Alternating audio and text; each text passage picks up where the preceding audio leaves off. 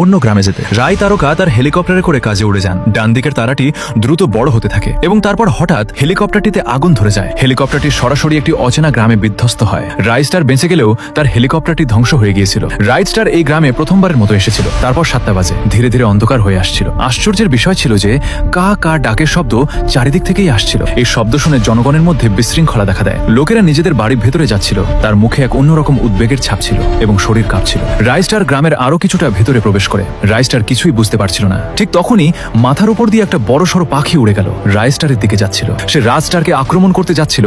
এমন সময় পেছন থেকে কেউ তাকে গুলি করে এবং সে ঘটনাস্থলেই মারা যায়। লাল শার্ট পরা এক ব্যক্তি পেছন থেকে এসে রাস্তায় হাঁপাতে হাঁপাতে বলল, ও স্যার, এই ধুলোয় আপনার কি সমস্যা? এখন 7টা বাজে, এখান থেকে মনে হচ্ছে আপনার বয়স 9টা বাজে। আমার বাড়িতে আসুন, নইলে ও চলে আসবে। রাইট স্টার লোকটির কথা শুনে তার বাড়িতে ঢুকে যায়। আরে ভাই, কেউ কি বলতে পারবে এই গ্রামে কি হচ্ছে? চারিদিক থেকে এই কাহু কাহু শব্দ কেন আসছে এবং ওই লিঙ্গটা আমার মুখে ঢুকতে যাচ্ছিল?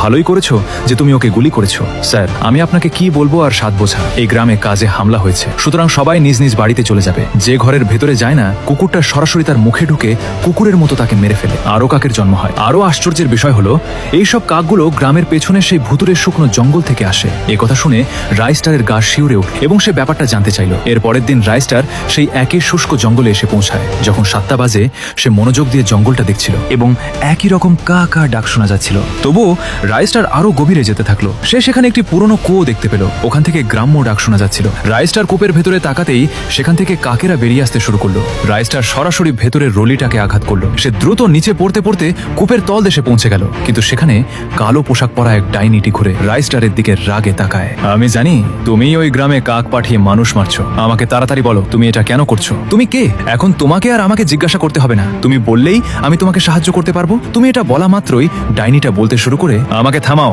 এটা 5 বছর আগের ঘটনা, যখন আমি পুরো গ্রামের রানী ছিলাম এবং এই গ্রামেই থাকতাম। তারপর একদিন আমার মন্ত্রী আমার রাজসভায় এসে বললেন, মহারানী, আপনার রাজ্যে এমন একটি কূপ আছে যেখানে জলের চেয়ে সোনাও বেশি মূল্যবান। যদি আমরা সেই সোনা উত্তোলন করতে পারি, তবে আমাদের রাজ্যে কেউ ক্ষুধার্ত অবস্থায় ঘুমাবে না। এরপর যা ঘটলো তা হলো, মন্ত্রী আমাকে জঙ্গলের এই কুয়োটার কাছে নিয়ে এলেন। এরপর আমি সোনা পাওয়ার আশায় এই কুয়োটা নিয়ে ঘাটাঘাটি করতে শুরু করলাম। তারপর সেই মন্ত্রী আমাকে পেছন থেকে ধাক্কা দিল আর আমি সোজা তার ভেতরে পড়ে মারা গেলাম। সে আমাকে পাগল করে আমার জীবন কেড়ে নিল এবং নিজেই সেখানকার রাজা হয়ে গেল। সেই কারণেই আমি গ্রামে এমন হামলা করিয়েছি।